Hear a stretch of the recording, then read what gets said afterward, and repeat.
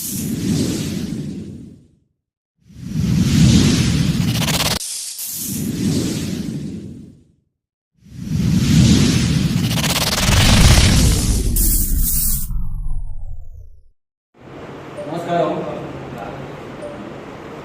రాష్ట్రంలో ఓట్ల ప్రభుత్వ పతనం ప్రారంభమైంది. చంద్రబాబు గారు ప్రజలు ప్రతిపక్షాల తాలూకా నిరసనల్ని సహించలేకపోతున్నారు. గూగుల్ డేటా సెంటర్ని సిపిఎం పార్టీ బృందం పర్యటించింది. ఆ పర్యటించామని చెప్పని సిపిఎం పార్టీ కేంద్ర కమిటీ సభ్యులు, జిల్లా కార్యదర్శి, జిఎంసీ ఫ్లోర్ లీడర్లు, ఆర్లోవా జోన్ నాయకుల మీద ఆర్లోవా పోలీసుల ద్వారా చంద్రబాబు ప్రభుత్వం అక్రమ కేసులు బనాయించింది. మేము ఏం నేరం చేశాం? అదాని మనుషులను దాడి చేసామా, లేకపోతే ఆస్తు ధ్వంసం చేసామా? సింహాచలం కొండ మీద గూగుల్ డేటా సెంటర్ పేరుతో విధ్వంసం జరుగుతూ ఉంది. వేల చెట్లు నరికేస్తున్నారు, జలవనరుల్ని ధ్వంసం చేస్తున్నారు. దీనివల్ల ఆర్లోవా చిరకల్లి ప్రాంతాల్లోని ప్రజలు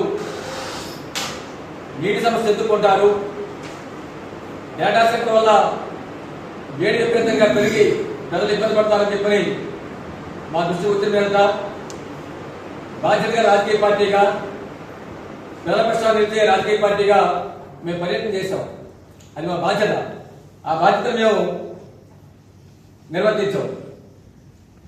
పర్యటన చేస్తే కేసులు పెడేస్తుంది. పర్యటన చేయకూడదా? ప్రజల సమస్యలు తెలుసుకోకూడదా? ప్రజల గురించి నిర్మించుకోకూడదా? నిలిపించకూడదా? మరి చంద్రబాబు గారు 3 ఏళ్ల క్రితం ప్రతిపక్షంలో ఉండేటప్పుడు ఆయన ప్రజాస్వామ్యం కోసం, ప్రజాస్వామ్య హక్కుల కోసం, నిర్బంధం కోసం గొప్ప గొప్ప మాటలు మాట్లాడారు. అంటే మీరు ప్రతిపక్షంలో ఉండేటప్పుడు మీకు ప్రజాస్వామ్యం కావాలి, ప్రజల హక్కులు కావాలి. మీరు అధికారం చేపడితే మీరు కాలు రాస్తారు, నిర్బంధం ప్రయోగిస్తారు. ఇదేనా మీరు ప్రజాస్వామ్యం అని చెప్పని చంద్రబాబు గారిని సిపిఎం పార్టీ ప్రశ్నిస్తున్నాం. ఒక విషయం చంద్రబాబు గారు గమనంలో పెట్టుకోవాలి. ప్రజల మీద, ప్రజా ఉద్యమాల మీద నిర్బంధం ప్రయోగించినటువంటి ఏ ప్రభుత్వం బతికి పట్టట్లేదు. మీరు రాజకీయంగా చాలా సీరియస్ చెప్తారు, మీకు కూడా విషయం అర్థమై ఉంటుంది. కాబట్టి సిపిఎం పార్టీ నాయకుల మీద పెట్టినటువంటి ఈ అక్రమ పోలీస్ కేసుల్ని తక్షణమే రద్దు చేయాలని చెప్పి మేము డిమాండ్ చేస్తున్నాం. చంద్రబాబు ప్రభుత్వానికి కార్పొరేట్ ముఖ్యమా, ప్రజల ముఖ్యమా అని చెప్పి అడుగుతున్నాం. 2019 ఫిబ్రవరిలో ఇదే చంద్రబాబు గారు మధురవాడ ప్రాంతంలో హిల్ 3 కొండ మీద 400 ఎకరాలని అదాని డేటా సెంటర్ కేటాయించి 24,900 మందికి ఉద్యోగాలు వస్తాయని చెప్పి ప్రకటించారు.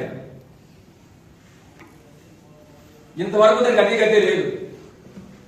ఆ ఉద్యోగాలు ఏమైంది అడుగుతున్నాం. మీరు ఎంతమంది ఉద్యోగాలు కల్పించారు? మీరు ఒక సెక్యూరిటీ గార్డ్ ఉద్యోగం కల్పించారు. అక్కడ ఎటువంటి అభివృద్ధి జరగలేదు.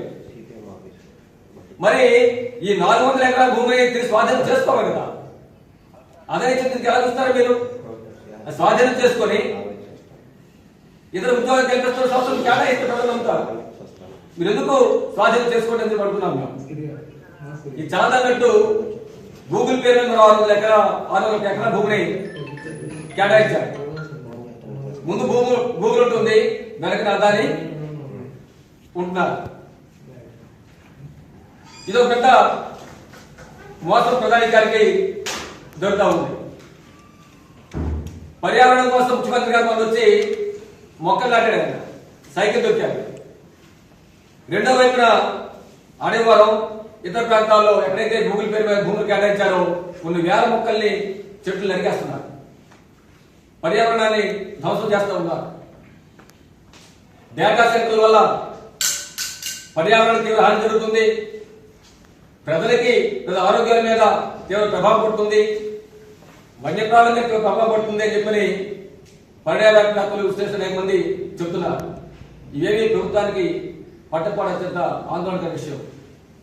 నిజంగా మీకు ఉద్యోగ కల్పన చేస్తూ ఉండేలాగుంటే ఎక్కడైతే విశాఖపట్నంలో 100 ఎకరాల భూముల్ని కార్పొరేట్ కట్టబెట్టారో, ఎక్కడెక్కడ ఎన్ని ఉద్యోగాలకు మీరు ఒప్పందాలు చేసుకున్నారు, ఎన్ని ఉద్యోగాలు వచ్చాయి, ఎన్ని ఉద్యోగాలు రాలేదు, ఉద్యోగాలు రాలేనటువంటి భూములు తిరిగి అన్ని మీరు స్వాధీనం చేసుకున్నారు. మీరు శ్వేతపత్రాన్ని విడుదల చేయండి. అప్పుడు మీరు గూగుల్కి ఈ భూముల కేటాయింపు మీద ప్రజలు మిమ్మల్ని విశ్లేషిస్తారు. రెండవది, ఈ డేటా సెంటర్లు చల్లగా ఉండే ప్రదేశంలో పెట్టాలి. ఇది ప్రపంచంలో అనుభవం. కానీ జనవాసాల మీద పెడుతున్నారు. దీనివల్ల మొత్తం విశాఖపట్నంలో 25 లక్షల మంది ప్రజానికి మీద దీని దుష్ప్రభావాలు పడబోతూ ఉన్నాయి. పర్యావరణ దుష్ప్రభావాలు పడబోతూ ఉన్నాయి. కాబట్టి మీరు చల్లని ప్రదేశంలో ఈ డేటా సెంటర్లు పెట్టండి. దానికి ఎవరు అడ్డంకులు చెప్పరు. జనవాసాలు వద్దని చెప్పినది ప్రత్యేకంగా చెప్తున్నటువంటి విషయం. కాబట్టి కార్పొరేట్ల కోసం 10 లక్షల మంది ప్రజానికి ఎందుకు వెళ్ళిపెట్టాలి అని చెప్పి మేము అడుగుతున్నాం. ఈ కార్పొరేట్స్ ఎంత తీవ్రంగా ఉందంటే, ఈ గూగుల్ సెంటర్ కి అడగవరంలో భూములు 6 మేఘాల మీద కట్టబెట్టారు. అంత వారంలో అయిపోయాయి. కానీ అదే ప్రాంతంలో ఉన్నటువంటి పంచగ్రామాల ప్రజానీకం 4 దశాబ్దాలకు పోట్లాడుతున్నారు. వాళ్ళ భూములయ్యి, వాళ్ళ హక్కులయ్యి కోర్టు కూడా చెప్పింది, గిల్మర్ సర్వే కూడా చెప్పింది. కానీ వాళ్ళు పూర్తి హక్కులు కల్పిస్తూ మాత్రం ఇంతవరకు చంద్రబాబు ప్రభుత్వం ఎటువంటి చర్య చేపట్టడం లేదు. 1,00,000 మంది ప్రజానీకం. కాబట్టి కార్పొరేట్ సేవ చేసేటువంటి ఈ చర్యల్ని మేము వ్యతిరేకిస్తున్నాం. ప్రజల పక్షాన్ని నిలుస్తున్నాం. ప్రజా సంస్థలు ప్రజల ముందు పెడుతున్నాం, ప్రభుత్వం పెడుతున్నాం. అది చంద్రబాబు ప్రభుత్వానికి ఎట్టడం లేదు. దానిలో భాగంగానే సిపిఎం పార్టీ నాయకుల మీద, కార్యకర్తల మీద అక్రమ పోలీసు కేసులు బనాయిస్తున్నారు. ఒకటి చెప్పదలుచుకున్న చంద్రబాబు ప్రభుత్వానికి, మీ కేసులు గురించే సమస్య లేదు, జైలుకి వచ్చే సమస్య లేదు. మీరు ఎంత నిర్బంధం ప్రయోగిస్తే అంత నష్టపోయేది మీరే. గత ప్రభుత్వాలు పాలకులు కూడా పేదల ప్రతిఘటన చూశారు. మీరు కొంచెం గుర్తుపెట్టుకొని ఇప్పటికైనా సరే పేద పక్షాన నిలబడి ప్రజావుతున్న నిర్బంధం విన్నానండి. ఈ విశాఖపట్నం ప్రజానికి ఏదైతే కోరుకుంటున్నారో ఆ కోరుకునే విధంగా మీరు ఈ డేటా సెంటర్ని జనవాసాలకు దూరంగా ఉంచేటటువంటి చర్యలు చేపట్టండి. పర్యావరణాన్ని, ప్రజల్ని, ఆరోగ్యాన్ని కాపాడమని చెప్తాని ఈ సందర్భంగా డిమాండ్ చేస్తున్నాం. మీరు కానీ నిర్బంధం లేకపోతే గత పాలన పట్టిన గత మీకు కూడా పడుతుందని చెప్పి మీ ద్వారా హెచ్చరిస్తా ఉన్నాం.